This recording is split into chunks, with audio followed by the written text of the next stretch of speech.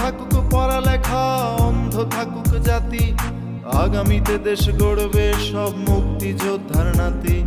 বন্ধ থাকুক পড়ালেখা, অন্ধ থাকুক জাতি, আগামীতে দেশ চালাবে সব মুক্তিযোদ্ধার নাতি। তুমি কে আমি কে, রাজাকার রাজাকার, চেয়েছিলাম অধিকার হয়ে গেলাম রাজাকার।